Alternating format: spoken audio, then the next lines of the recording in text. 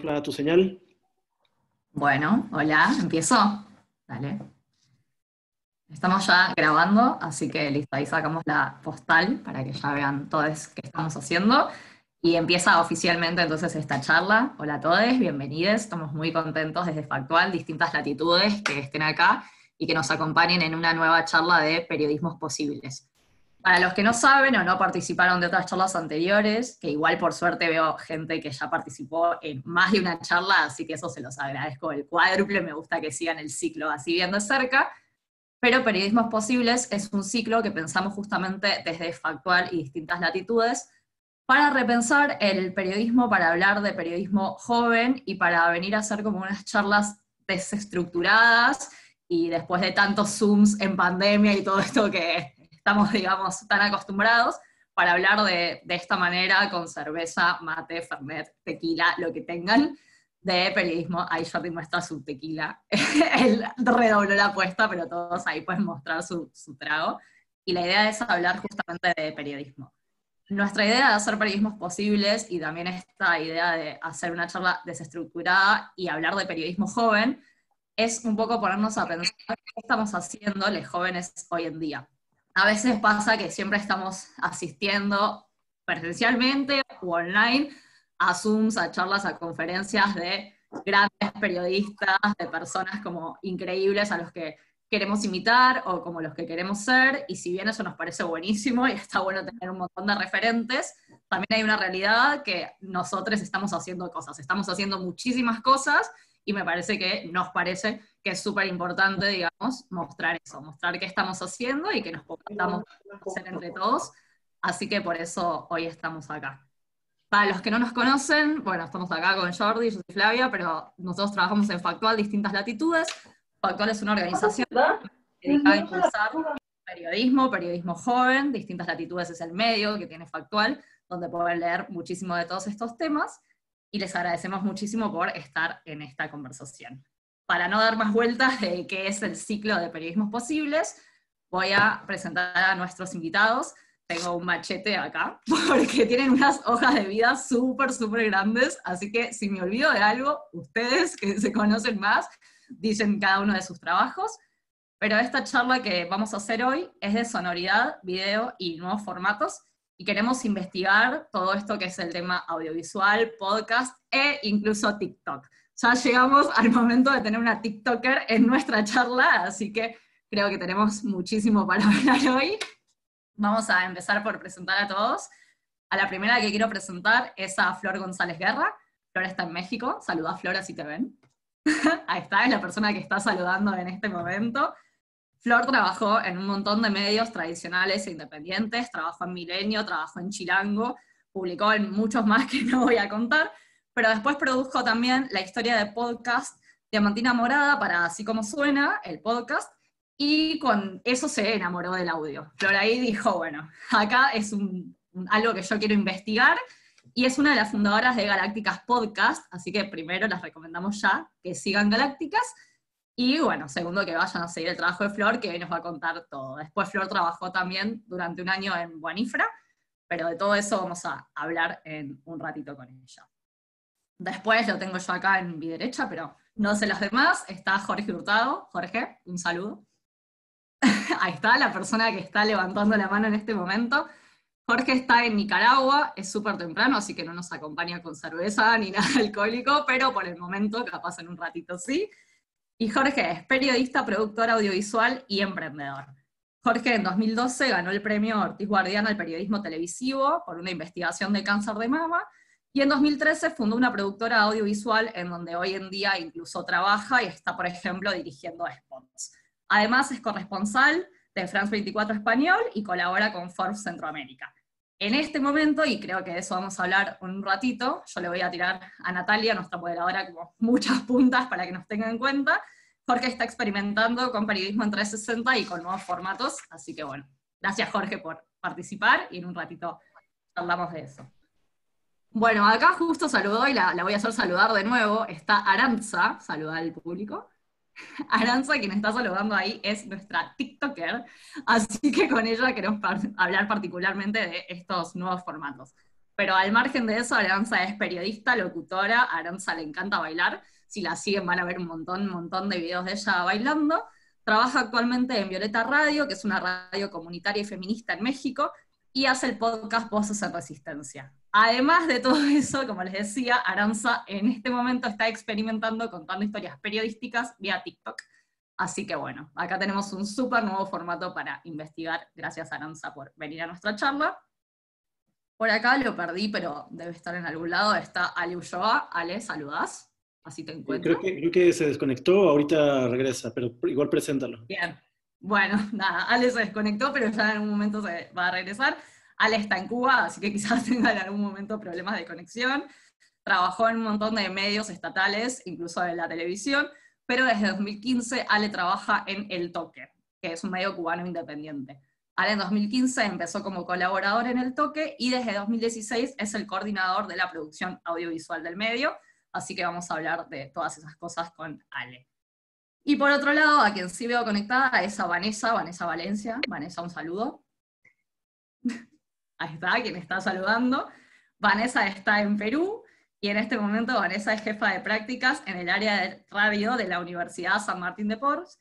Está en Lima y es miembro, que esto es como, vamos a hablar un montón con ella, ahí se conectó Ale, es el que hace ruido.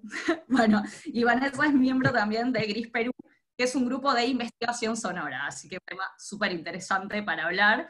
Este año desde ese grupo publicaron incluso Sonidos desde mi ventana, nada más pandemia que eso, así que gracias Vanessa por conectarte, y en un ratito hablamos con vos de eso.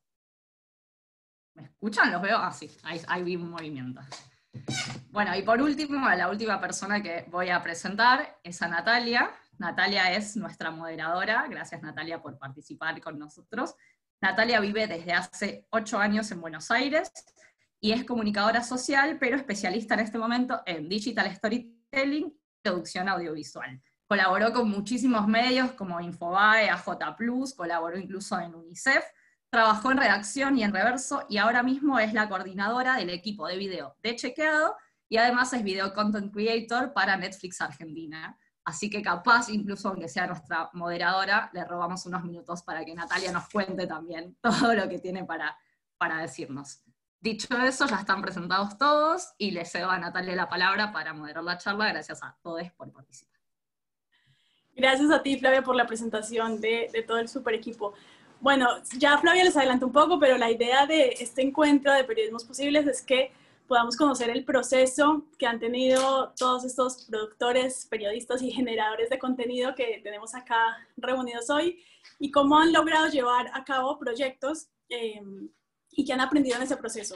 Qué han aprendido bueno, qué han aprendido malo, sobre todo para que cualquier persona que se quiera meter en este mundo de los nuevos formatos, animarse, tenga herramientas y tenga como algunos puntas que se pueda anotar o que pueda tener presentes para su próxima aventura. Así que primero me gustaría empezar con Florencia de Galáctica Podcast, y me gustaría preguntarle, ella dijo que se enamoró del audio. Mucha gente está hoy con las ganas de hacer podcast. Yo te quiero preguntar, ¿cuál fue la primera aproximación técnica que tuviste al podcast? Es decir, ¿en qué momento tú dijiste, bueno, quiero empezar a probar con esto? ¿Cuál fue el primer paso que diste en ese camino que te llevó hoy a poder tener un podcast como Galáctica?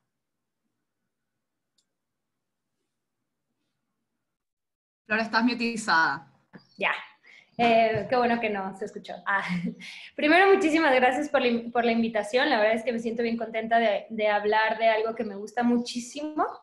Y pues yo primero, la primera interacción que tuve con el audio fue en la universidad, en prácticas universitarias. Me acerqué, estudié de intercambio y me acerqué a la radio de la universidad, básicamente. ¿Y cómo fue? Es decir, ¿qué hiciste? ¿Tomaste un curso con lo que tenías en el taller? ¿Hiciste un tutorial de YouTube? Es decir, ¿qué equipos empezaste a manejar para poder producir ya como tal un podcast? Pasar de la idea a la producción. Sí, pues yo creo que mucho de lo que creo que hemos hecho nosotras desde el inicio, que es trabajar gratuitamente para alguien que ya sabe, ¿no? Y decir, pues, ¿yo qué hago? ¿Cómo le hago? ¿Cómo le muevo? Y pues enséñame un poco de esto. Pero Pues sí, creo que de repente estamos como pues que no solamente, o sea, a mí me gustaría hacer como un paréntesis y decir que el podcast no es solamente como el audio, ¿no? Es un producto del audio, pero que en realidad lo que estamos viendo es que estamos frente a una nueva interfaz de cuando los humanos nos comunicamos con las máquinas, ¿no? Y por ejemplo, el hecho de que ahora nos comuniquemos mucho por WhatsApp, por todo esto, o sea, yo no me iría tanto como a ver, agarren una Tascam y váyanse a grabar, sino que nos demos cuenta, pues, que el audio ya es una nueva interfaz de la forma como nos comunicamos con las máquinas, con Alexa o con diferentes formas, ¿no? Entonces, el podcast es un pedacito del audio, pero que ahora va a empezar a hacer un gran boom, y yo por eso me enamoré también del audio, de decir, es la primera vez que llego temprano a una fiesta. O sea, para mí es eso, o sea, el audio es esto, estamos ahorita en que lleva un poquito de desarrollo y decir, madre, llegué súper temprano a la fiesta, si no me aplico pronto, pues se van a, no sé, va a llegar alguien más a agarrar toda la fiesta y eso. Entonces yo en ese momento me enamoro del audio, cuando me doy cuenta que llego temprano a la fiesta y que digo, hay que empezar a crear. ¿Y cómo armaste el equipo? ¿Cómo fue ese proceso para armar Galáctica? Fue una serie de eventos muy chistosos. Fue en un foro de medios digitales que organiza Jordi y Distintas Latitudes, si no lo asisten. Y pues conocí a una chava que pues ella quería hacer una plataforma de podcast. Yo quería hacer un podcast sobre periodismo narrativo. Había otra chava que era productora y diseñadora sonora de un podcast que ya tenía, pero que no tenía un enfoque en género. Entonces, pues como esta persona que es súper platicadora y le cae muy bien a todo el mundo, pues nos invitó a 4 personas y empezamos a hacer Galáctica Podcast. No nos conocíamos y creo que desde ahí ha sido como un trabajo un poco difícil porque pues trabajar con personas que apenas conoces es un poquito complicado, ¿no? ¿Cuántas personas en el equipo? En el equipo que fundamos Galáctica Podcast somos 6 personas, pero ahora nos encontramos en un momento de reinvención total, porque pues como todos los proyectos que yo creo que nacen, muchas personas se bajan del barco después cuando se dan cuenta que pues quizá no es lo suyo. Entonces empezamos por ahí, tal vez que para mí lo más importante a la hora de hacer un podcast pues sí es darse cuenta de pues de que vas a ir haciendo prueba y error y equivocándote muchísimo y ajustando detalles, ¿no? ¿Y cómo armaron el equipo? Es decir, ¿qué roles hay dentro del equipo de Galáctica Podcast? Primero, no sabíamos muy bien, porque en realidad pues éramos 5 o 6 chavas que les gustaba el audio, pero que no tenían ni idea de cómo de hacer las cosas, ¿no? O sea, yo creo que eso es lo rico también, de decir, bueno, nos metimos a algo que ni sabíamos ni qué pedo. Entonces, de repente, estábamos algunas repitiendo muchísimo trabajo y era como, oigan, necesitamos definir roles. Oigan, necesitamos definir roles, ¿no? Entonces, hasta que fuimos llegando a una definición que yo le diría como dirección, edición, audiencias y sonoro, o sea, y diseño sonoro, ¿no? Así lo podría separar y obviamente otra chava que era periodista. ¿Y cómo, en ese proceso, qué fue lo más difícil en la experiencia desde que empezó ahora, qué fue lo más difícil y qué fue lo que se les dio más naturalmente como equipo? ¿Y cuánto tiempo, por ejemplo, les puede llevar producir un episodio de un podcast? Ok, pues nosotros iniciamos Galáctica Podcast en noviembre del año pasado. Entonces, lo más difícil fue, yo creo que definir los roles, ¿no? Darnos cuenta como que todas queríamos hacer algo y no sabíamos ni qué pedo estábamos haciendo. Y después definir los roles y encontrar las formas de hacer equipo con alguien que ni siquiera estás obligado con alguien que todos nada más lo estás construyendo de acuerdo a una pasión, o sea, porque éramos 5 chavas súper apasionadas, pero con visiones súper distintas, y aunque, por ejemplo, pues todas éramos feministas, te encuentras que dentro incluso del feminismo hay posturas diferentes, ¿no? Y en las que te tienes que aprender a negociar y pues dar un poco de ti, cambiar y entender, y yo creo que esto fue lo más difícil, entender que un proyecto en equipo no es la visión de una persona, ¿no? Eso para mí yo creo que fue lo más difícil de entender, porque todas traíamos muchísimo empuje, muchísimas ganas, pero era cómo nos compenetramos todas. Entonces fue parte de ir haciendo una negociación. En segunda parte, nos toma más o menos 3 semanas hacer bueno, en esta situación de pandemia nos tomó más o menos como de 3 semanas a 1 mes hacer un capítulo de podcast, pero porque nosotras sabíamos que ya teníamos el cohete en el culo y que teníamos que empezar a sacar, porque cuando hicimos como el calendario editorial de lo que íbamos a hacer, ingenuas, creímos que cuando íbamos a sacar el tema de pandemia ya iba a ser muy tarde. Entonces, si lo íbamos a estar haciendo 1 mes, dijimos, no, pues vamos a empezar a publicar en mayo. Seguramente, esto fue como principios de abril, seguramente ya la gente va a estar hasta acá del tema, córranle. O sea, neta, nos pusimos a trabajar en chinga, terminé con un dolor de espalda horrible y pues salió, pero finalmente, pues sí, fue un poquito extraño trabajar como con tanta presión y con tantas ganas de que saliera algo. Genial. Me gustaría ir al otro lado de esto de ser un equipo y de todo lo que implica tener un montón de roles. Y me gustaría preguntarle a Arantxa cómo gestiona la producción de contenido individual.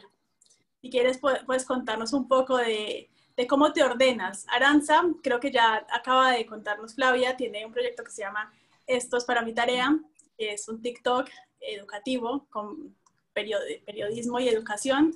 ¿Y cómo te estás organizando? Es decir, ¿cómo es un proyecto unipersonal, comparándolo con todo lo que nos acaba de contar Flor?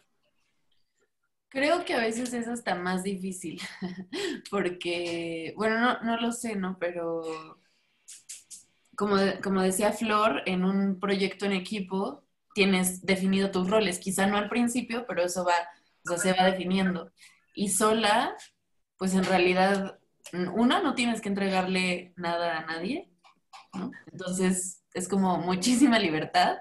2, si tienes alguna duda sobre un tema, tampoco lo puedes discutir con nadie porque aquí contigo misma al espejo. Y sí, de hecho, sí creo que esa es la parte más difícil, como ponerme un calendario de qué cosas quiero subir, qué cosas quiero hacer.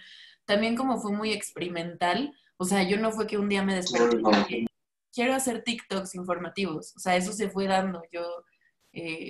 O sea, de verdad que fue una cosa que se dio así bien de la nada, ¿no? Teníamos que entregar un ejercicio, les platico porque así es interesante, bueno, creo, ¿verdad?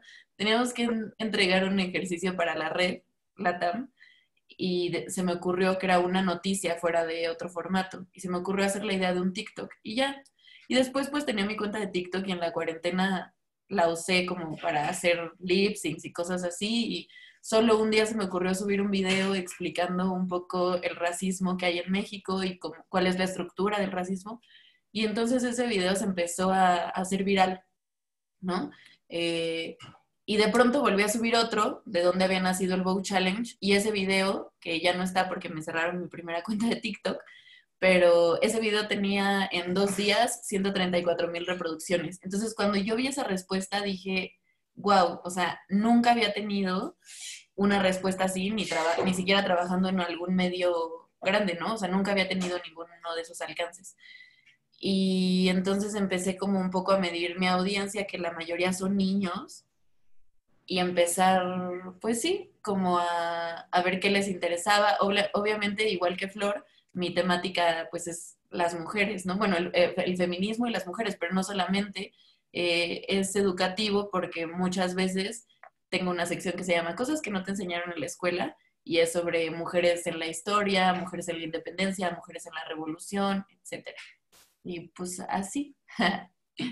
¿Cómo estás planeando el contenido? Es decir, ¿cómo es ese estudio de audiencia de TikTok, que sería como el mundo más nuevo digital, con Twitch también? Pero bueno, hablemos de TikTok.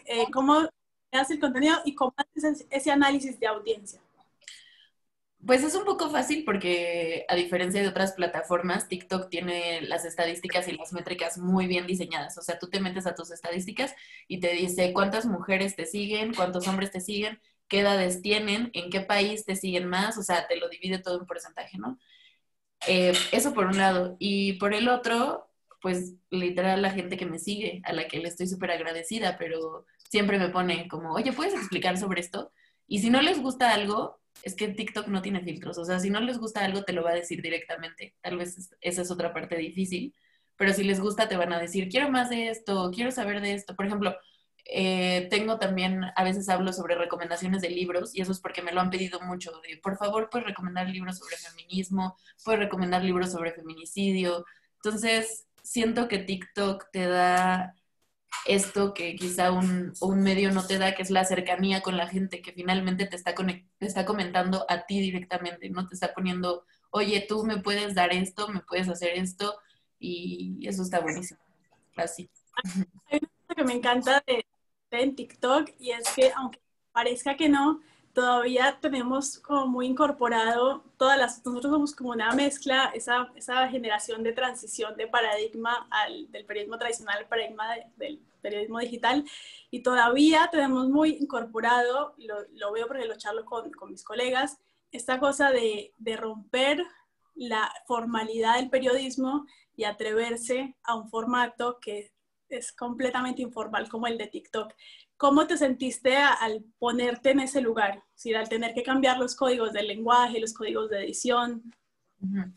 Pues primero me encanta esa pregunta porque muchas veces, o sea, yo decía, no, pero es que lo que yo hago en TikTok no es periodismo, ¿no? Justo porque nos han enseñado que hay una manera estructural de hacer periodismo y que si te sales tantito, entonces eso ya no es periodismo. Entonces yo decía, no, pero eso nunca me presenté como periodista, nunca dije que lo que hacía era periodismo, hasta que justo colegas me empezaron a decir como, oye, está buenísimo lo que estás haciendo en TikTok, qué padre que cuentes. Y yo, no, pero no es periodismo. Pero porque me ha costado mucho trabajo también a mí misma, y eso es bueno decirlo, deslindarme de la imagen o de lo que tiene que ser un periodista, ¿no? Porque a veces yo me cacho muchos errores que pienso como, bueno, no sé si llamarlos errores, pero sé que en la escuela, si yo entregara un formato así, por ejemplo, para la materia de televisión, mi maestra diría, no, pero ¿por qué le estás hablando a la gente así? Pero realmente es que eso es lo que funciona. En mis videos que he sido menos formal, que diga más formal, la gente ni los escucha, como que son los que menos vistas tienen. Otra cosa que yo también estaba preocupada era los videos, o sea, la calidad del video, porque obvio como periodista te preocupas mucho en lo que estás enseñando. Y por alguna extraña razón, supongo que es por la generación, o sea, una generación incluso a la que yo no pertenezco, porque son más pequeños, funcionaba poner, por ejemplo, literal un screenshot de Google, así como voy a hablar de la Revolución Mexicana, entonces en lugar de buscar la imagen que me funcione para el video, no, screenshot de Revolución Mexicana en Google. Y eso para mí sigue siendo muy raro, pero me doy cuenta que funciona. Y no sé si es porque esa generación piensa como, pues si ya me está mostrando el screenshot de Google, entonces es porque ya está, no sé, pero sí, pues sí ha sido todo un reto, la verdad. Uh-huh. Creo que ahora más adelante vamos a hablar más de audiencias y esto del tono de los formatos, pero me gustaría preguntarle ahora a Alejandro Ulloa, que había leído que primero fue periodista tradicional y después se animó al mundo del video. ¿Cómo fue ese proceso por el que cambiaste del periodismo tradicional escrito al video? ¿En qué momento? Puede ser incluso hace mucho, tipo, vi tal video, este fue el primer video que edité. ¿Cómo fue ese salto? Bueno, periodista tradicional, incluso en Cuba hay como que dos escenarios de uno periodista tradicional, uno periodista estatal, que son dos, casi lo único que puede existir, o al menos lo único que puede existir legalmente en Cuba es un periodismo estatal. Todo lo demás, como El Toque y otros medios independientes, existen al margen de la legalidad. No son totalmente ilegales, pero no son legales. Entonces,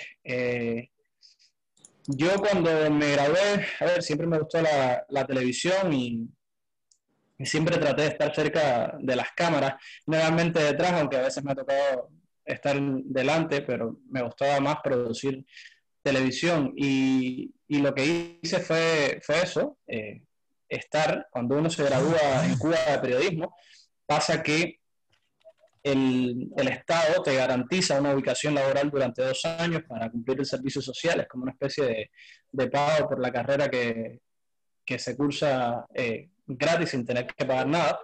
Entonces estuve 2 años en televisión, municipal, provincial, nacional. Fue muy bueno estar en esos lugares y aprender las dinámicas de lo que es una redacción de televisión a diferentes escalas, sobre todo en Cuba, donde la tecnología entra generalmente tarde y no es fácil de manejarla o de alcanzarla. Y después estuve en una redacción web de un periódico estatal. Y ese cambio de ser periodista tradicional al que te preparan para hacer una nota, para dirigir a un camarógrafo o para dirigir a un editor, pero siempre estar detrás, como que no tienes que hacer nada tú, que no sea entrevistar o redactar la nota para escribir, para locutearla, y después pasar a proyectarte y decir, de ti depende la cámara, de ti depende la edición, de ti depende incluso contactar al encontrar el cliente, proponer la historia, producírtelo todo y a veces estar con una cámara a un lado mirando la entrevista de reojo y viendo que el entrevistado no mira la cámara, te mira a ti, te atiende a hacer la pregunta, a escucharlo. Fue todo un reto. Fue todo un reto porque empecé con una pequeña camarita que enfocaba sola y si pasaba una mosca aquello se desenfocaba, pero fue interesante porque comencé, como yo digo, en caliente. Comencé teniendo que producir para un cliente que necesitaba un material y yo tenía incluso que aprender a editar en otro software porque antes el que editaba en la televisión ya no me servía mi máquina. No aguantaba la velocidad de la RAM la máquina, entonces me fui formando en esa necesidad de tener que producir para vivir, para pagar la renta de mi casa, para comprar alimentos, porque un periodista en Cuba puede ganar 20, 30 dólares mensuales y un alquiler puede estar por encima de los 50. Entonces, esas necesidades que a veces no son, bueno, que en mi caso eran creativas de alguna forma, pero también de existencia, de vivir, moldean mucho al periodista y en el tema de audiovisuales lo hace correr y tratar de ponerse en sintonía con lo que está pasando en el mundo. La suerte después ha cambiado mucho y yo siempre, cada vez que tengo el chance de conversar con algún muchacho que está empezando a hacer audiovisuales, siempre le digo que los primeros $700 que pude reunir juntos se fueron en una cámara para poder producir con mejor calidad y más rápido. Y entonces yo, de crear, pero también de sostenerse, lo hace a uno hacer mejor periodismo. Y también pasó en una época donde Cuba estaba cambiando, o al menos se veía un cambio acelerado, un tono dulce de florecimiento, que fue en el acercamiento Cuba-Estados Unidos, el presidente Raúl Castro y el presidente Obama. Todo parecía que iba a cambiar y Cuba estaba en la palestra pública como esa flor olvidada del Caribe donde todos querían llegar antes de que todo cambiara. Y se estaban destapando muchas historias, había muchas historias que contar, había muchas historias de emprendimiento, de personas que estaban haciendo cosas extraordinarias en un país donde lo extraordinario es poco bien visto y raro de encontrar. Y eso me dio mucha energía, pero también mucho material para poder contar cosas diversas todo el tiempo. Y hablando entre periodistas, creo que una de las razones por las que quizás escogimos estar de este lado es por tener que hacer muchas cosas diferentes todo el tiempo y no quedarnos en algo específico. A ti particularmente, ¿qué te dio el audiovisual que no habías encontrado en el periodismo escrito? ¿Sí? ¿Qué encontraste cuando te aventuraste en el mundo audiovisual? Mira, yo creo que es la forma de contar, la forma de narrar algo y más bien no es que no encontrara en el periodismo escrito, que he hecho bastante, sino es transponer eso que uno escribe a imágenes. Cuando tuve que enfrentarme a ser por primera vez mi camarógrafo, mi propio camarógrafo y mi propio editor, lo primero que pensé fue en el movimiento artístico del cubismo y decir, yo tengo que decomponer este salón donde solamente hay una persona y una mesa en muchas otras imágenes. Y para que se vea lo que quiero narrar y sobre todo para ponerle una emoción a lo que quiero narrar. Que eso en el periodismo escrito puede estar tranquilamente construido en un momento, en un par de párrafos, pero al periodismo audiovisual tienes que saber extraerlo de la realidad y también de la tecnología, porque las cámaras hacen la diferencia.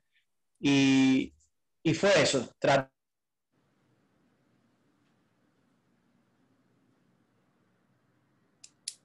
Creo que se pausó un segundo el video. ¿Soy solamente yo o a ustedes también les está pasando que en este momento A no Ale no se lo escucha. No Yo hay te escucho audio, vos, se ve Ale. todo Sí, se lo pausa. demás, pero no hay audio. Se pausa. Ujú. si quieren? Hago mi siguiente pregunta mientras vuelve Jorge. La historia de Jorge Hurtado experimentando con el periodismo 360, que me llama la atención de muchos lugares. Primero, cómo se aventuró del periodismo a la producción audiovisual, y segundo, qué está haciendo con el 360, que nos cuente un poco de qué es ese mundo y de qué se necesita sobre todo para hacerlo, que uno de los temores que tenemos son los requerimientos técnicos para poder generar ese tipo de piezas. Bueno, se dice que la curiosidad mató al gato, pero a mí la curiosidad me ha llevado a lugares increíbles y me ha llevado también a muchos problemas y a intentar solucionar esos problemas mismos en este proceso. Yo inicié muy joven, como de 16 años en radio, en primero radio de entretenimiento y luego un poco más periodística y salté a la televisión. Y luego de eso me quedé en el audiovisual porque me parecía increíble, por ejemplo, trabajé 7 años en televisión y estar en un estudio durante 7 años con más de 20 personas metidas en el estudio, sacando un producto súper interesante, pues me llevó también a comenzar a crear productos y a comenzar a interesarme no solo siendo host de un programa o de un noticiero, sino también a ese trabajo que me parecía en algún momento mágico, ¿no? Crear todo eso. Estando tras de cámara, fomentando o transmitiendo ciertos contenidos y creando ideas.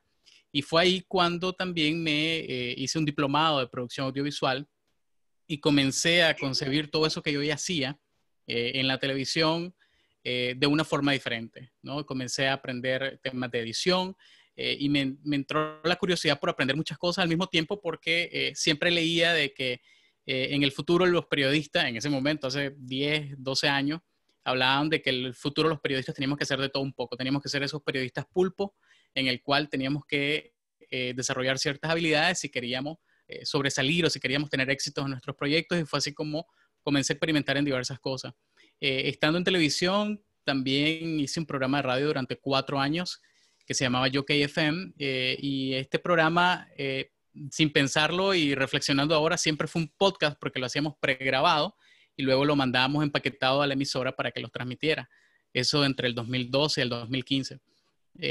Y bueno, ya más recientemente, a partir del 2018, cuando ya tengo varios años, digamos, trabajando en audiovisuales, un poco más enfocado al aspecto comercial, porque hacemos comerciales para empresas privadas, spot televisivo, y también sacando productos y trabajando más de 20, 30 personas en un producto de 30 segundos, me llevó a experimentar o a tratar de conocer otro tipo de audiovisuales posible. Y ahí es donde encontré en 2018, finales de 2018, esta tendencia del periodismo en 360 o de la realidad virtual, y aprender un poco acerca de las diversas oportunidades que apenas se están creando y experimentando en lo que se conoce como realidad virtual, cuando hablamos de la realidad aumentada, la realidad virtual real, que es otro tipo, y la realidad virtual mixta, y en todo eso vi algunos ejemplos que se han comenzado a experimentar a partir del 2015, 2016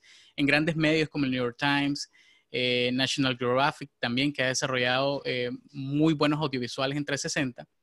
Bueno, decidí yo solito lanzarme, aprender un poco y comprarme algunos equipos en 360 y aprender cómo se maneja también, cómo se cuenta una historia en ese sentido. Y ese proceso ha sido lo curioso porque me ha llevado un poco más de un año tratar de encontrar la forma ideal de mostrar un producto o de contar una historia a través del 360. Y uno de los primeros retos que cuando formulé este proyecto de periodismo de inmersión, que se llama OLIN, que significa movimiento en náhuatl, es la parte de la edición. ¿Cómo resuelvo la edición si al menos aquí en Nicaragua o la mayoría de los productores que conozco o editores solo lo hacen pues solo editan videos normales, no hay muy poco experimentación en 360, tanto a nivel comercial como y menos a nivel periodístico.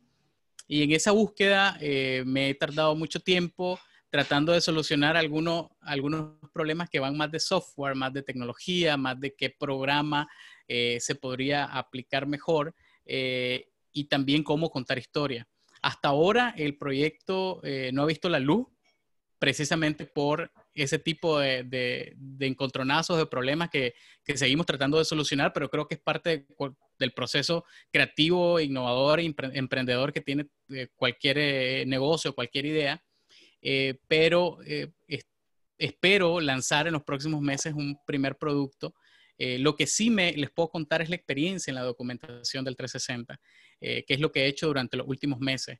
Y al tener mucho material en el cual está en proceso de postproducción, te encontrás de que en el periodismo 360 digamos, se mantienen los mismos valores periodísticos de cómo contás una historia, pero lo que cambia es esa narrativa audiovisual, lo que cambia es la perspectiva también que vos le das y cómo, por ejemplo, un plano que puede significar muchísimas cosas, desde la ubicación, desde el momento exacto que querés captar, en realidad ha sido un proceso bastante enriquecedor para mí porque he aprendido a ver el audiovisual desde otra forma, ¿no? Y tener un ángulo de 360 grados en el cual tenés muchas cosas que están ocurriendo al mismo tiempo y que vos tenés que decidir cómo guiar a las personas hacia lo que querés que vean, hacia la experimentación, hacia la inmersión misma y definir qué tipo de historias se pueden contar, porque yo hasta ahora descubrí que no todas las historias son atractivas visualmente en 360. Hay muy buenas historias, pero que pueden funcionar más para audio, por ejemplo, en un buen podcast. Hay otras historias que funcionarían muy bien para televisión, audiovisual normal, pero lo interesante del 360 es que te exige a que presentes o lleves a la gente a situaciones o lugares en donde nunca ha estado antes. Y eso también es un reto bastante enorme porque te exige ser bastante creativo al momento de formular un pitch y al momento de ir a grabar a un lugar. Por ejemplo, una de las documentaciones que hemos realizado en los últimos meses ha sido en los arrecifes de coral aquí en el Pacífico de Nicaragua y logramos sumergir por primera vez y documentar por primera vez en 360 grados lo que sucede bajo el agua, ¿no? Y cómo funcionan esos sistemas bajo el agua. Y en ese proceso estamos, ¿no? Ha sido bastante enriquecedor. Es increíble la capacidad de evolución del lenguaje audiovisual y de lo mucho que todavía tenemos para hacer desde el periodismo. Así que ya están haciendo mucho más rápido, obviamente, las marcas y el marketing, y que todavía el periodismo necesita poder llegar ahí.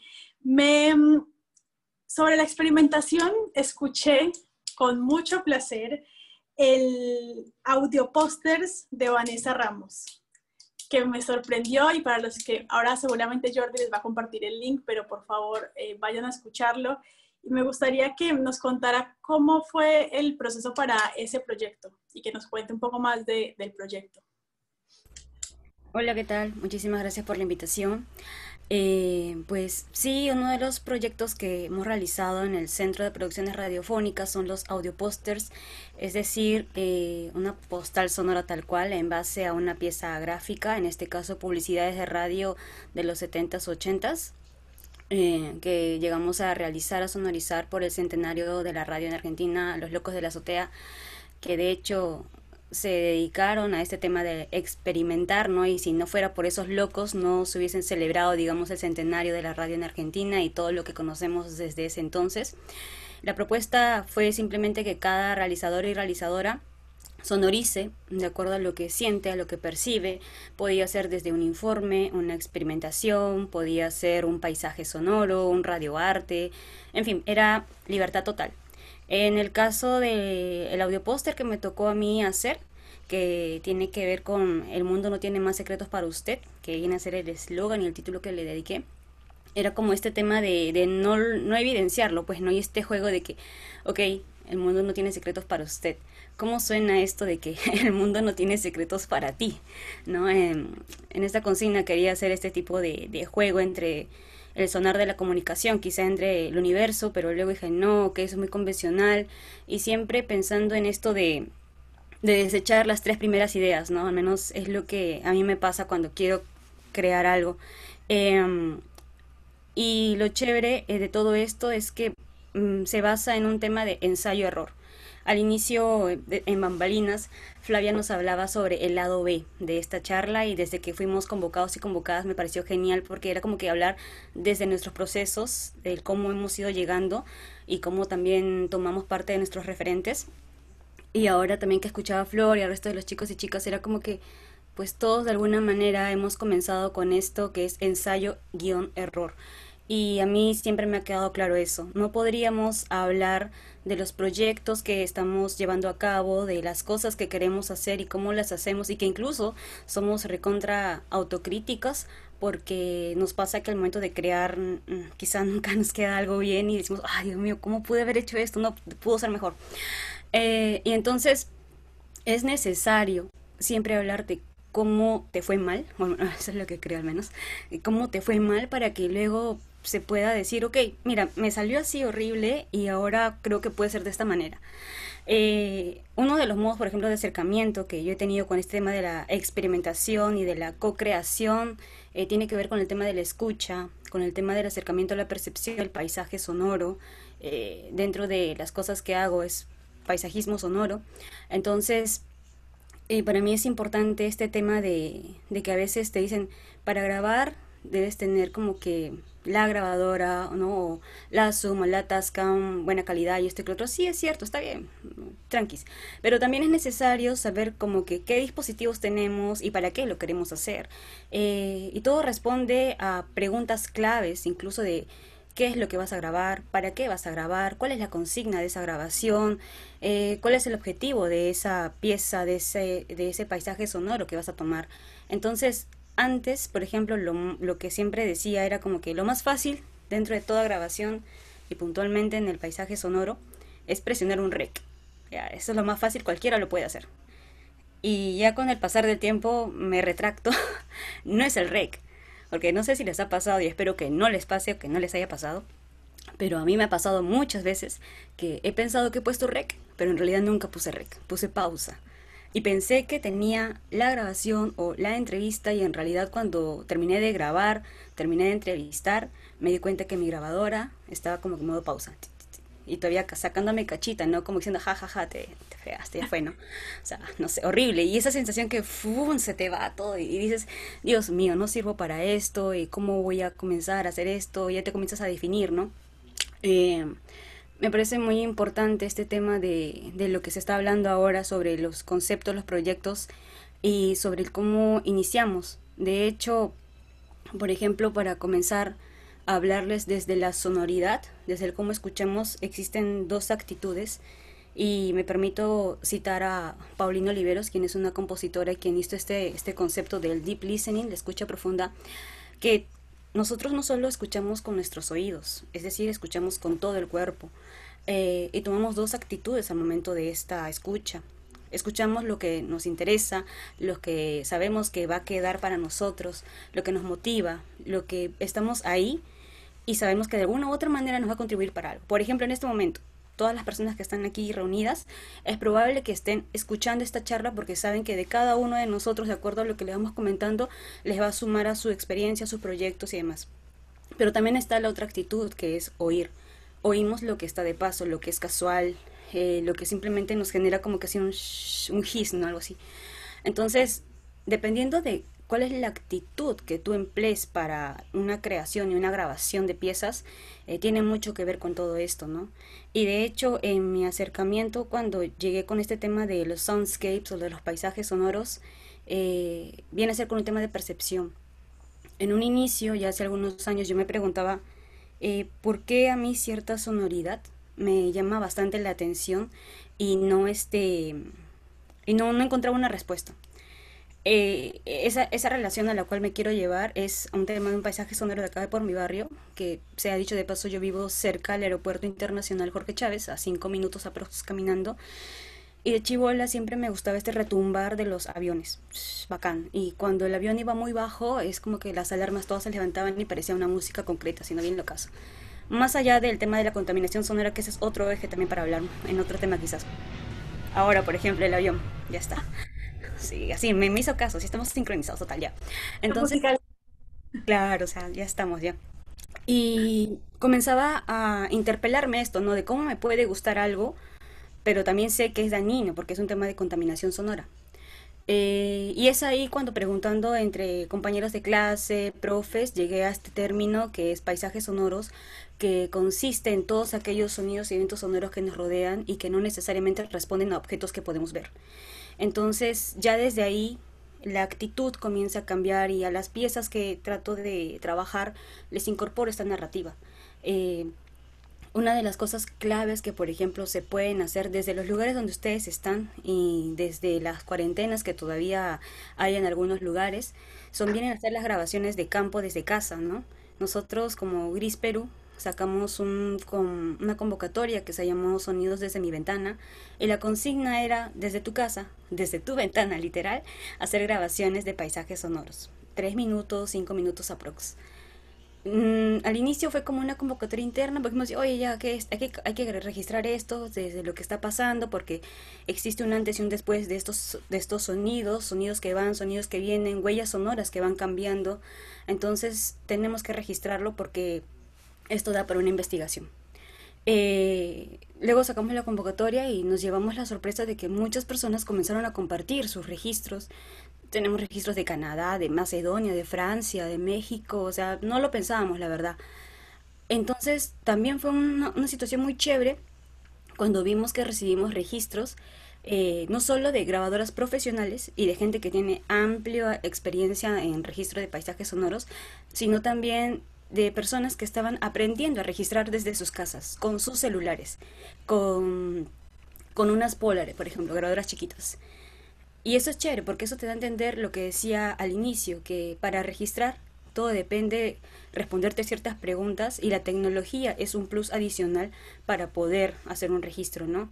Ya luego con el tiempo, con este tema cada vez que te vas involucrando, evidentemente tenemos que hablar y se tiene que mencionar que la escucha es una acción política y que también existe un privilegio de la escucha cuando hablamos de dispositivos móviles, de podcast, de grabadoras, de audífonos y aplicaciones, ¿no?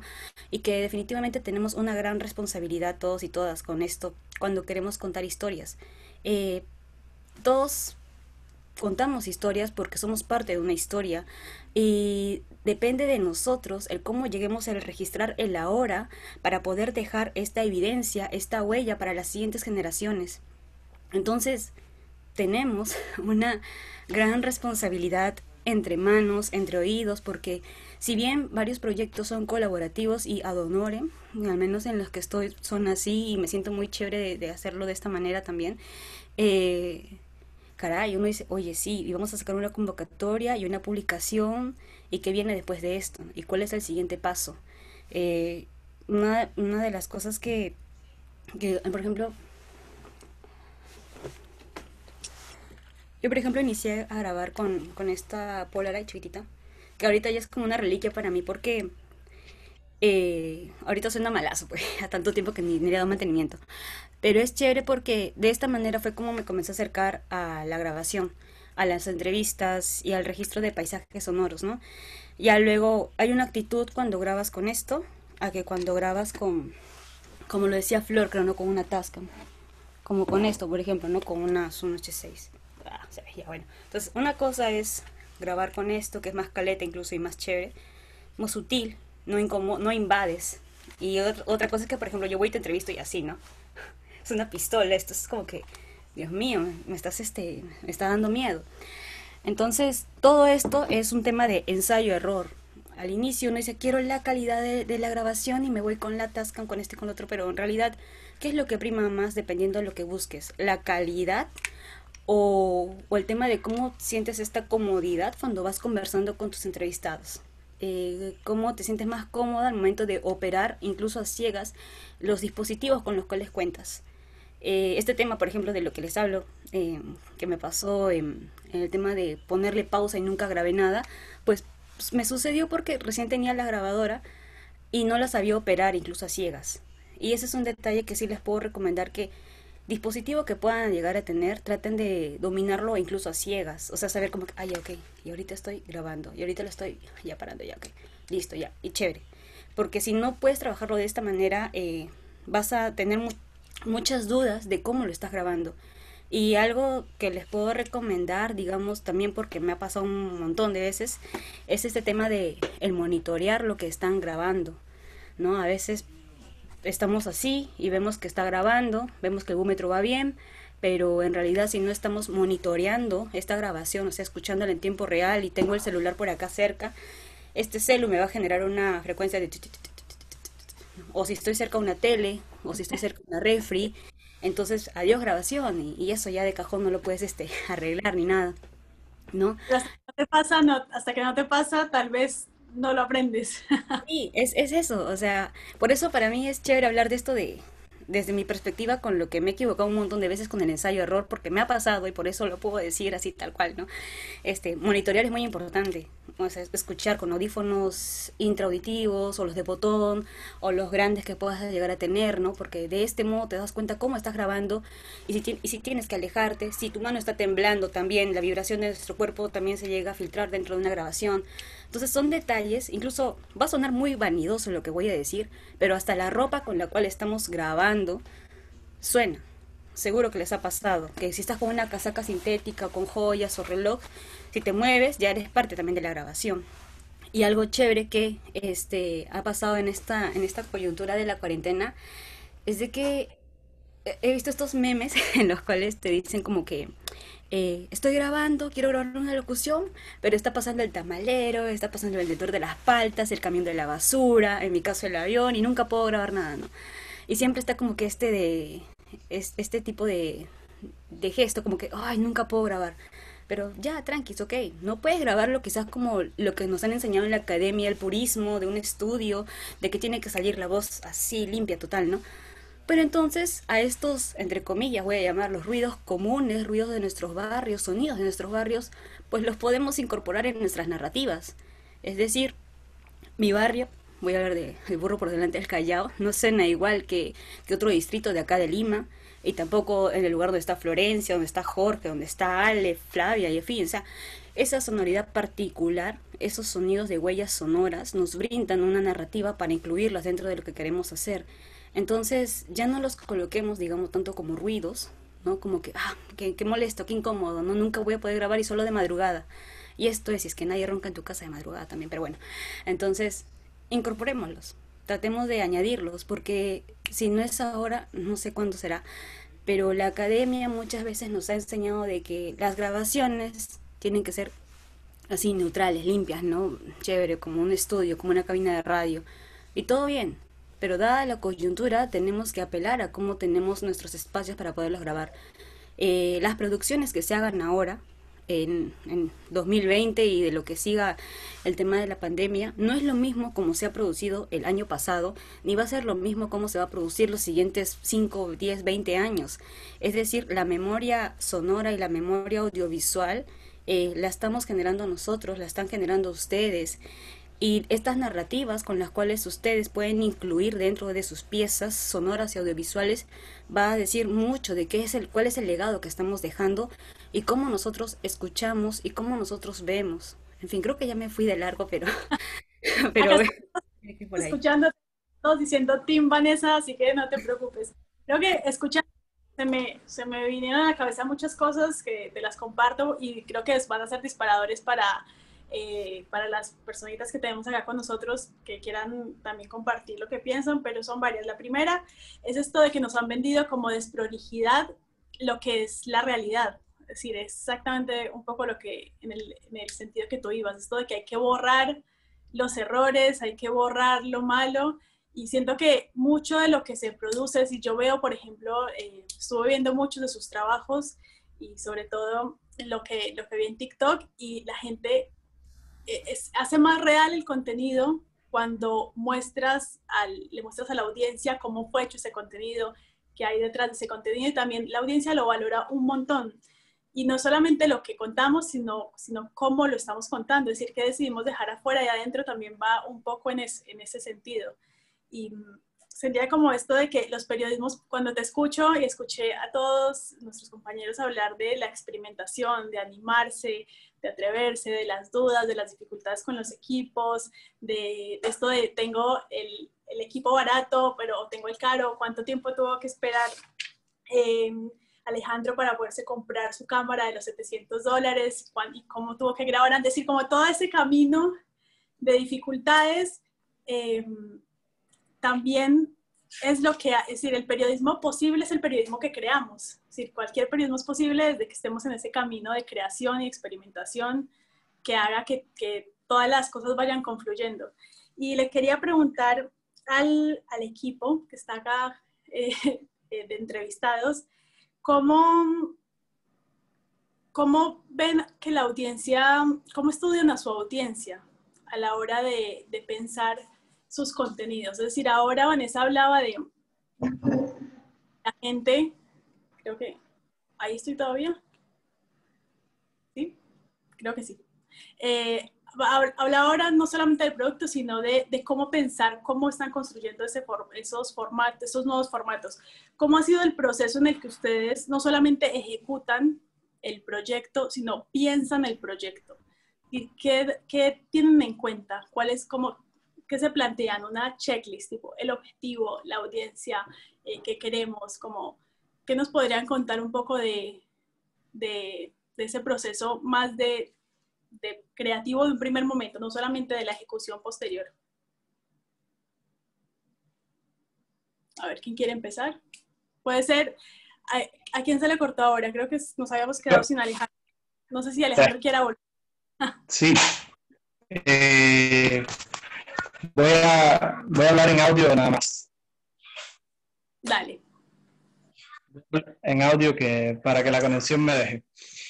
Nosotros recientemente en el Toque tuvimos una muy buena experiencia con esto de producir para las audiencias y pensar en ellas desde el principio, y fue que, bueno, Cuba cerró sus fronteras a principios de año cuando ya tenía un número importante de casos de COVID-19 en el país, y eso significa, como para casi todos los países, un recorte de economía que depende de los viajes hacia el país, pero también significa otras cosas, y es que no entran un montón de productos que se pueden comprar, solamente se pueden comprar con personas que los traen desde el extranjero.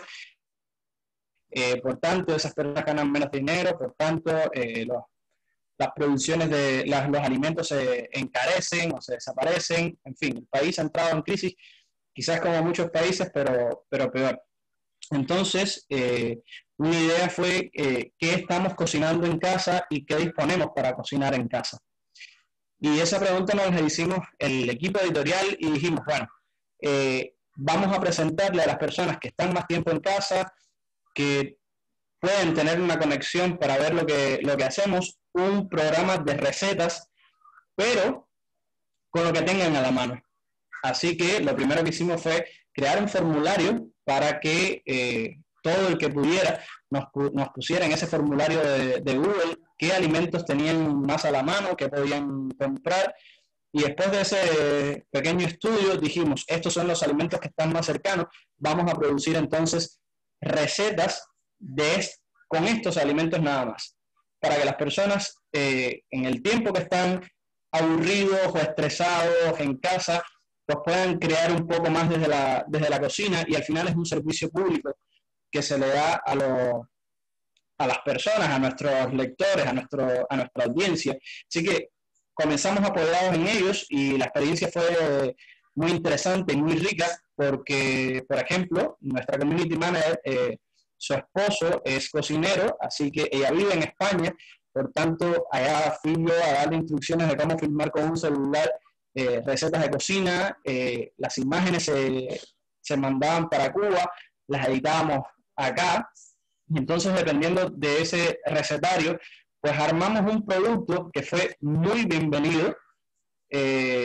con recetas de cocina, apoyados en las personas, pero lo más creativamente posible. Entonces, fue muy interesante ver además cómo las personas reaccionaban después cuando veían los videos y probaban las formas de hacer los alimentos, y todo muy simple. Hubo momentos donde algunos comentarios decían, pero en Cuba no hay comida, y decíamos, no, a ver, esto parte de un estudio de lo que tenemos los cubanos cerca en los mercados de comida para cocinar. Entonces, fue interesante cómo convertir el periodismo también en una receta de cocina audiovisual que le dice a la gente, entretente un poco con lo poco que tengas a mano, y es además un servicio.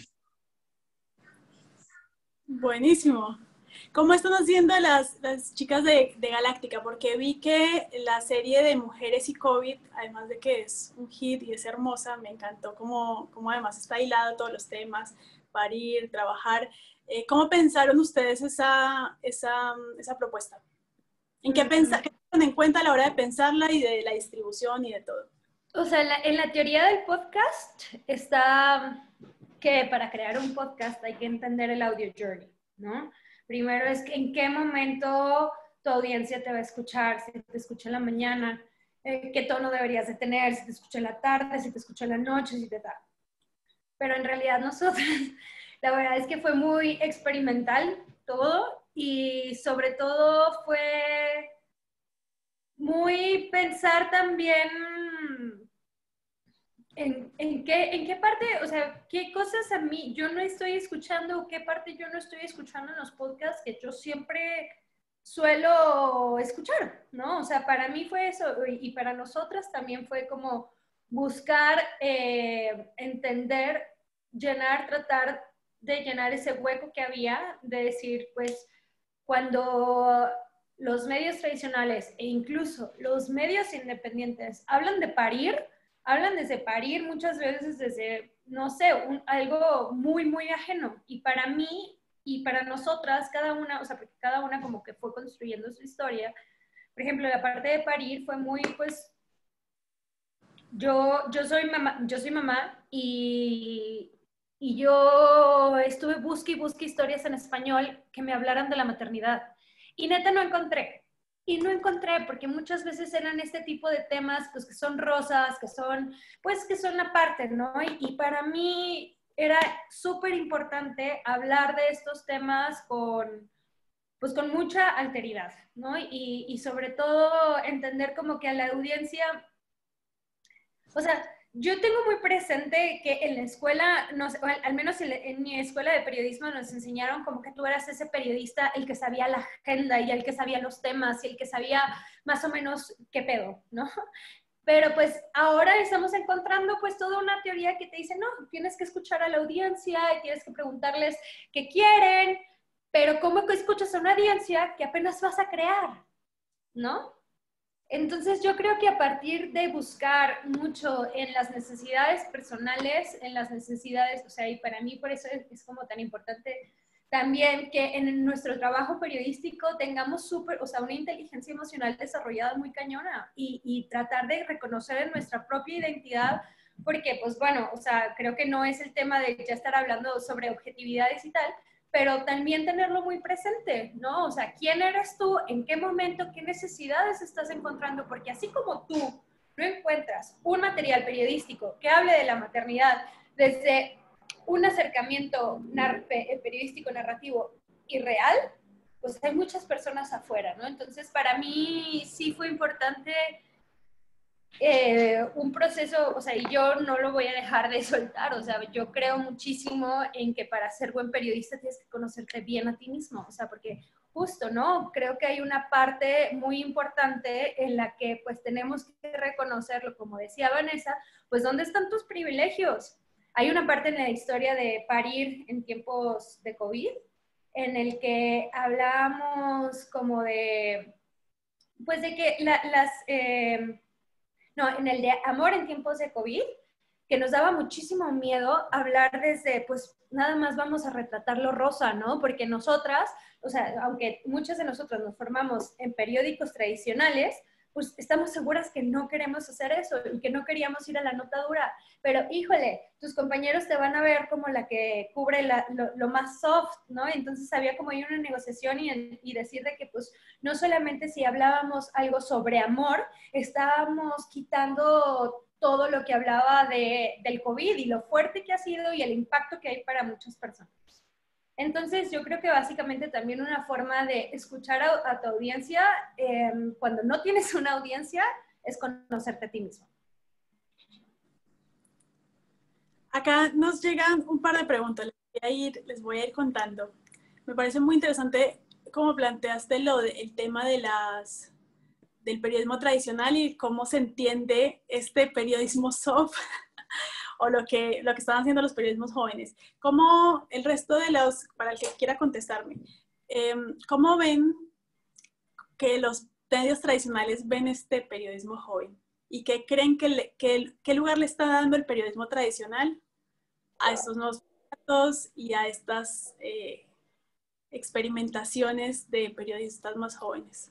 Me encantaría responder esa respuesta porque trabajé un año en Wanifra, me conozco a los pure players de los medios y me encantaría si puedo responderlo, ¿sí? Por favor.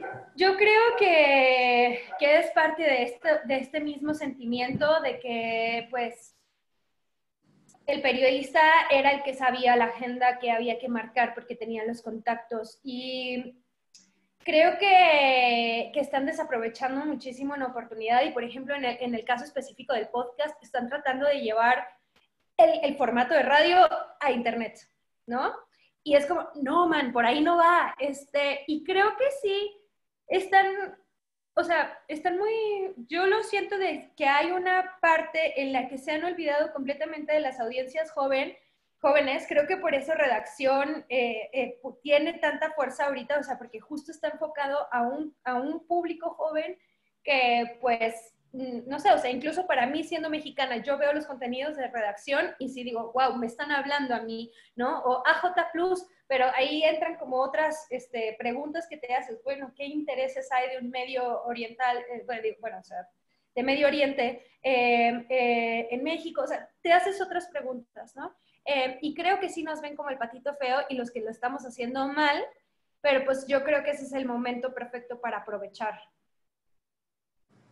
Otro de los temas que vemos también muy frecuentes, no solamente esto de el patito feo, sino la falta de recursos técnicos a la hora de que un periodista dentro de un medio quiera ejecutar algo. Es decir, queremos hacer un podcast, no hay equipos, queremos grabar, no hay equipos y al final muchos terminan grabando con sus celulares, siendo como su propio sistema de producción autónoma. ¿Cómo ven esto? ¿Cómo se imaginan el futuro de esta situación de no solamente falta de descreimiento, sino falta de equipo técnico? Es decir, esta falta de programadores para hacer más, por ejemplo, proyectos de storytelling, más diseñadores, más ilustradores. ¿Y cómo se imaginan que va a ser el futuro? Si tuviéramos que hacer futurología, ¿cómo lo ven? ¿Los ven despertando o los ven todavía igual? Si quiere, Jorge me puede contestar. Bueno, yo creo que reitero que los medios, los grandes medios y los tradicionales, aunque quieran ver al resto como menos o pocos profesionales o pocos experimentados, en realidad lo que está pasando a nivel global es una transformación enorme. O sea, estamos viendo que medios pequeños están enfocados en crear grandes cosas y generando mucho más impacto que lo que podría generar un medio tradicional y con cuidado menos o cero recursos que lo que podría tener un medio tradicional. ¿Y esto por qué? Y creo que el trasfondo de esto es porque los medios pequeños, en su mayoría los que están empezando con podcast, se están centrando en tratar de captar la intimidad de las personas creando comunidades. Mientras los medios tradicionales siguen enfocados en captar esa gran audiencia, en ver a la gente como masas o en tratar de llegar a la mayor cantidad de personas, la apuesta ahora es crear nichos de mercado, llegar a pequeños grupos de consumidores que les gusta ciertos intereses, que están tratando y que están consumiendo cierto tipo de contenido, y es ahí donde se está apostando. O sea, hay una gran cantidad de medios emergentes, de medios digitales, que en realidad lo están haciendo muy bien y lo están haciendo muy bien con pocos recursos. Aquí, en la región hay un dicho bastante divertido que dice, no es la flecha, es el indio, o sea, en referencia a que en realidad es el talento de las personas que están liderando estos proyectos periodísticos, liderando estas ideas innovadoras y lo están haciendo centrados en su audiencia. Y esto va bien relacionado a una pregunta que hacía antes y que era respecto a cómo encontrar esa audiencia ideal, cómo tratar de definir esa audiencia. Y creo que ahora la tecnología nos está dando cosas tan maravillosas y magníficas como Google, como Facebook Insight, como Google Analytics, que nos permite conocer con pequeños productos qué es lo que leen, consumen, les gusta, qué tipo de persona es la que nos está viendo, la que nos está consumiendo, y en base a eso nosotros desarrollar nuestros productos. Muchas veces cuando se lanzan medios digitales nuevos y que no tienen una audiencia construida, creo que la mejor recomendación es que lancen los productos y comiencen a detectar y a enfocar sus energías en saber quiénes son los que están consumiendo esos productos y qué tipo de producto funciona mejor, porque no hay un producto perfecto. O sea, en realidad es un tema de experimentar, es un tema de lanzar tus videos, lanzar tus podcasts y ver cuáles son las temáticas, cuáles son los formatos que inclusive la gente está consumiendo más. Y es tan fácil como aprender a usar estas plataformas. O sea, hasta hace poco yo, por ejemplo, me metí a aprender sobre Google Analytics. Y realmente me tiene enganchadísimo la forma en cómo podés definir a tu audiencia, crear un buyer persona y ponerle una fotografía, ponerle un rostro, inclusive ponerle un nombre, es una gran recomendación. Vos tenés a tu audiencia, a tu nicho, y vos te lo imaginás. Yo quiero a esta persona que sea mi audiencia, y construís y creás una serie de preguntas desde cómo amanece, dónde vive, qué respira, qué se pone de vestir, cuáles son sus gustos, y en base a eso te aseguro que el resto de contenido que vayamos creando y que vayamos proponiendo a la audiencia van a ser más exitosos y vamos a comenzar a crear comunidades. Mientras los tradicionales siguen enfocándose a llegarle al globo terráqueo, los que realmente están siendo exitosos son los que están enfocándose en sus comunidades y las están haciendo crecer. Yo creo que ahí uno de los problemas también tiene que ver con el modelo de negocio que habíamos experimentado hasta antes, que tenía que ver basado en la publicidad y antes de la pandemia, digo, y que después de la pandemia ha cambiado completamente esto. Y que lo que ahorita deberíamos estar viendo es un modelo de negocio o más bien una fundación de medios que tengan una prioridad se me fue la palabra, que no sé, o sea, que todo el dinero, cuando antes los medios daban mucho dinero y tenían mucha publicidad, pues todo ese negocio se iba para los dueños, sin fines de lucro. Entonces, ahora el periodismo tiene que ser una asociación sin fines de lucro para que el poquito dinero que se gane se vuelva a invertir en equipo y en todo esto, ¿no? Entonces yo creo que la pandemia lo que nos deja también es un aprendizaje de que el modelo de negocio cambió y que cuando muchos medios están haciéndole el feíto al nicho, pues ahí está una oportunidad para nosotros para aprovechar. Siendo jóvenes que no hay mucho trabajo en cualquiera de los países de Latinoamérica que estamos en una situación similar, ¿no? Toca crearse los medios. Muy interesante todo lo que plantean. Creo que les va a dar a los chicos para organizar una próxima reunión solamente para pensar el futuro de los medios como estructuras. Nos quedan 15 minutitos, así que vamos a ir cerrando, pero tengo 3 preguntas que son más técnicas, que nos estuvieron haciendo por el chat, así que las voy a dirigir específicamente. La primera es para Aranza, que es sobre cómo tips para una persona que quiere empezar a hacer guiones para TikTok, que es esto de, es la antítesis de lo que nos han de las notas de las 20.000 caracteres, cómo hacer un guión breve, conciso, con gancho, para una persona que se quiere animar a lanzarse al mundo TikToker. Pregunta, ¿qué de todo es lo que quieres decir? O sea, porque solo tienes 59 segundos para contar una historia. Y a mí siempre me quedan muchas cosas que quiero decir. O sea, no sé, si agarro un personaje, puedo decir muchas cosas. ¿Qué es lo que quiero decir?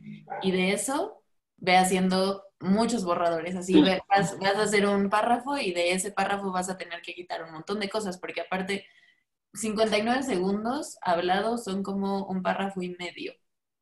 Entonces tienes nada. Es casi 2 tweets. Así que piensa muy bien qué quieres decir. Muy, muy bien. Y ya. Ese sería como mi tip. El segundo es, pues, sé tú. O sea, ahora sí que te salgas de la tradición de estar hablándole a la cámara así, ¿no? En la tele, donde no te puedes mover, donde tienes que estar derecho, donde... No, eso no funciona. Como decía Jorge, que nosotros estamos creando una comunidad y tu comunidad te quiere ver a ti. O lo que tienes para decir. Eso sería. Buenísimo. ¿Y TikTokers que nos recomiendes? Pueden ser súper variados, no tienen que ser solamente de periodismo, que tengan narrativas que te parezca que de las que podemos aprender. Sí, a ver, es que no me sé sus nombres de usuarios, pero igual TikTok ahí o sea, algo bueno es que si tú sigues a una persona, puedes ver qué videos le gustaron a esa persona. Y otra de las cosas que no sé si estén familiarizados es que en TikTok no necesariamente te aparece el contenido que tú sigues. O sea, es decir, voy a poner un ejemplo, ¿no? Si yo no sigo a Flor, pero TikTok tiene uno de los mejores algoritmos de las plataformas, sabe que escucho podcast y me gusta el feminismo, me va a aparecer un TikTok de Flor aunque no la siga. Entonces, realmente que no es tanto como a quién tú sigas, sino el contenido que te gusta ver, o puedes utilizar hashtags. Entonces, más que mi recomendación como de alguien, bueno, hay uno que habla de cultura general que a mí me encanta, que se llama Bajo la Lupa. Está súper interesante porque luego tiene así como, ¿sabías qué hacen los armadillos? Así habla como de animales, de plantas. Me parece una genialidad. De hecho, tiene 150,000 seguidores, así que estoy segura que más de una persona piensa que es un gran contenido. Eso es lo bueno que tiene TikTok, que todavía tiene la posibilidad, a diferencia de otras redes, de descubrir gente, de esa posibilidad de descubrir gente nueva, que tal vez a veces nos cierran las otras plataformas con estas burbujas de gente que seguimos. La pregunta es para Vanessa sobre un desafío que tenemos ahora en pandemia, que es grabar gente a la distancia. Muchas de las entrevistas que están haciendo los periodistas, no solamente para notas escritas, sino para video, para podcast, tienen el desafío que le tienes que pedir a la persona que se grabe sola o que te mande un audio. ¿Qué tips le podrías dar a una persona para que le mande a su entrevistado? Como estas 3 cositas para garantizar por lo menos que el audio lo puedan usar.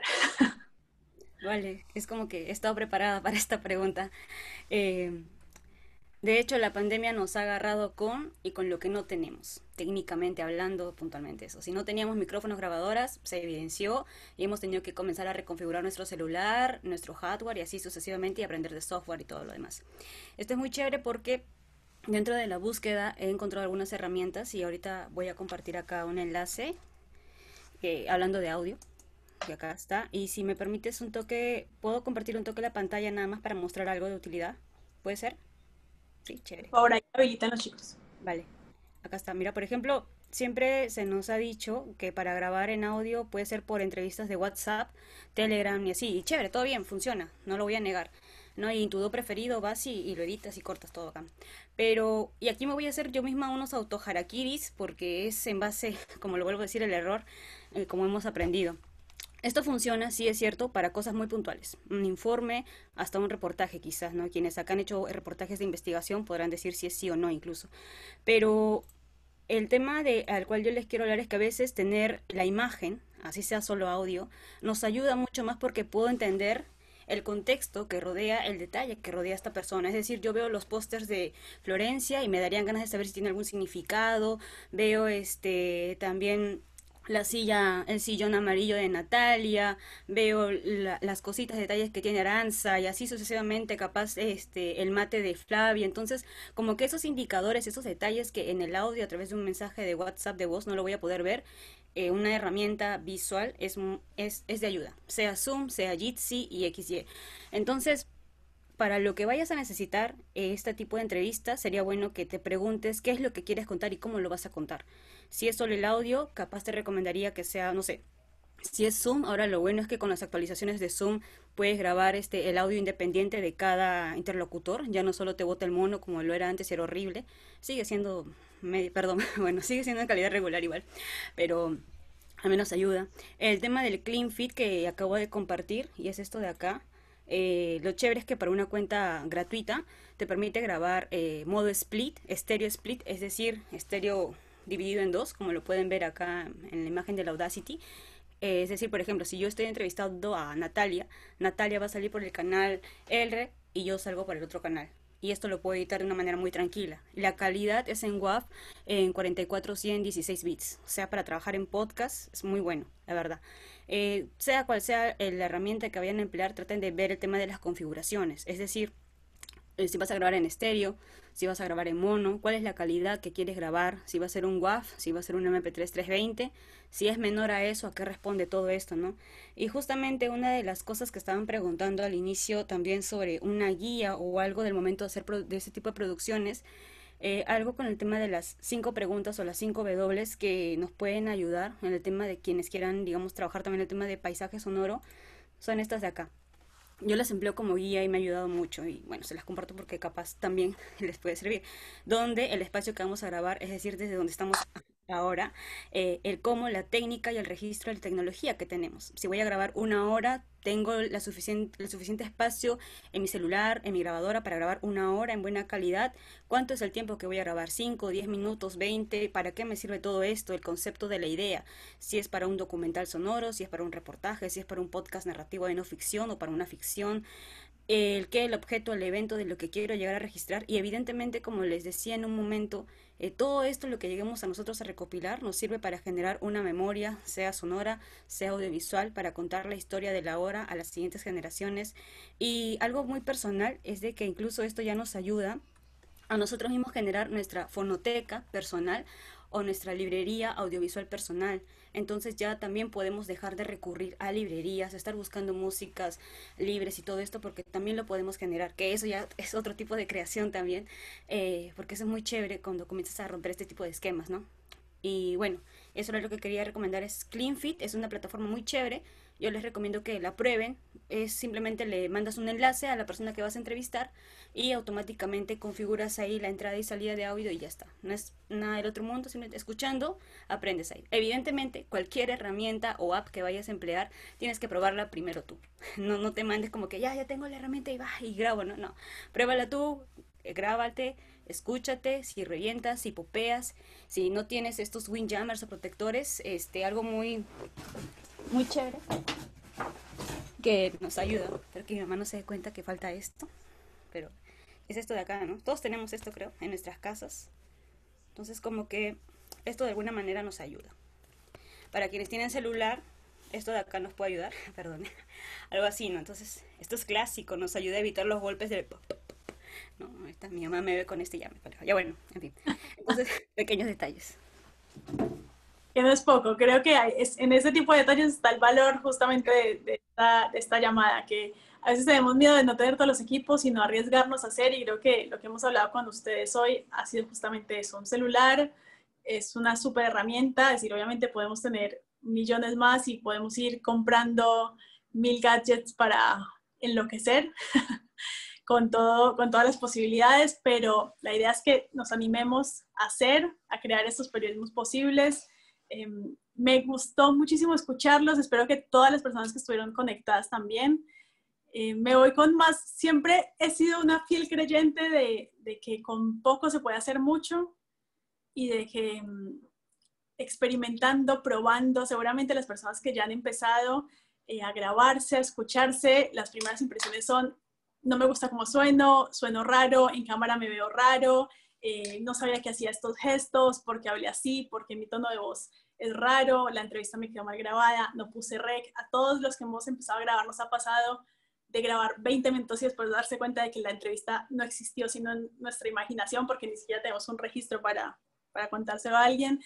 Así que está a nuestro servicio las ganas que le queramos poner, no tener miedo. Creo que hoy quería hablar con ustedes, pero yo me tomo estos 2 minutitos para decirles desde mi experiencia que lo principal es no tener miedo de equivocarse. Todos nos equivocamos, nadie nació sabiendo nada, y creo que estos espacios son valiosos justo por eso, porque todos cuentan los problemas que han tenido, desde el rol, desde estar sola, tipo, tiene el mismo problema el que tiene un equipo, que el que está solo, que el que está enseñando, que el que está lanzándose al 360. Nos contaban ahora que recién están todavía en el proceso de llevarlo adelante, de pasar del periodismo tradicional al periodismo audiovisual, hacer que sea sostenible. Después sigan a los chicos en sus redes, que ellos seguramente van a compartir mucho más de qué hacen, cómo lo hacen, links. Los invito a que hagan eso, a que siempre que sepan, aprendan algo y crean que le puede servir a alguien, compártanlo en redes, porque no saben a quién le puede servir ese conocimiento, desde un link, desde, no sé, en esta app se puede editar fotos, en esta app se puede cortar videos. A mí me ha pasado de encontrar personas que encuentran súper valioso que les compartamos una app para juntar videitos cortitos, que es algo que tal vez uno lo toma como que cualquier persona lo sabe, pero resulta que no. A veces el conocimiento está a la mano y realmente a veces está muy lejos. Y creo que la tarea de todos nosotros es tratar de acercarle un poco esos aprendizajes a toda la gente que tengamos cerca, y sobre todo aprender más de esas personas. Así que ha sido un placer para mí estar con ustedes en Periodismos Posibles. Seguramente los chicos van a seguir haciendo más de estos encuentros y nos vamos a seguir sumando. Y ahora le paso la palabra a Flavia para que haga el cierre de esta linda charla. Gracias, Natalia. Bueno, hola de nuevo a todos. Les pido que se queden unos minutitos más, porque ahora con Jordi vamos a sacar una foto final y que muestren sus bebidas ahora en 5 minutitos. Pero primero les quería agradecer a todos por estar acá, por haber participado de la charla. Creo que aprendí un montón. Estoy muy enamorada de muchas de las cosas que dijeron. Esperamos que ya tengamos posibilidad con Natalia de seguir charlando y que ella nos cuente toda su experiencia, que también es un montón. Así que, como dijo, sigan a todos en redes. Le queremos agradecer primero a Natalia por la moderación, nos gustó muchísimo la charla. Le queremos agradecer a Chicas Poderosas, que también está ayudando a que este ciclo exista. Y como dijo Natalia, vamos a seguir haciendo charlas, así que los buscan con el hashtag Periodismos Posibles. Y le doy la palabra a Jordi para que saque la foto final y todos muestren sus bebidas. Muchísimas gracias, Flavia. Muchísimas gracias, Natalia, y a todos los participantes. También a todas las personas que se conectaron. Llegamos a ser en su mejor momento 55 personas desde muchísimas ciudades de América Latina y de Europa. Entonces, si pueden y gustan poner sus cámaras para tomar la foto del registro. También veo por ahí que Quetzali trae un vinito. Si alguien más trae una bebida rica. Aileen Truax, que combina su vestido con sus audífonos. No sé si tenga ahí una chelita o algo. Un agua de mango también para brindar. Entonces les pido que mantengan la sonrisa. Pongan 1, 2, 3. Como somos muchos, vamos a tomar una más. Entonces... muy bien, Belén, si quieres salir, Gustavo Bencomo, Alba Rivas, Jessica Brahim, Ana Paula, si quieren salir es el momento. Entonces, una sonrisita, todos, todas, 1, 2, 3. Eso, muy bien, fantástico. Pues nada, pues simplemente agradecerles otra vez, les repito, yo soy Jordi Meléndez, cofundador, codirector de Factual Distintas Latitudes. Seguimos haciendo estas charlas Periodismos Posibles cada semana. La próxima semana vamos a tener una charla sobre cómo es colaborar siendo joven para hacer periodismo transnacional. Ahora está súper de moda, ¿no? Hay grandes investigaciones y etcétera, pero ¿cómo se logra eso? Cuando eres una persona de menos de 35 años, cuando tienes que hacer periodismo transnacional, colaborativo, pero también tienes de pronto a tu editor o a tu jefe, que son los grandes referentes del periodismo, ¿no? Entonces, vamos a platicar un poco de eso. Más adelante tendremos una charla sobre afroperiodismos, que también se los recomiendo mucho. Y vamos a seguir construyendo algunas charlas. Y pues nada, eso sería todo. Muchísimas, muchísimas gracias. Chao. Gracias a ustedes. Gracias. Un gusto. Gracias. Chao. Chao, gracias.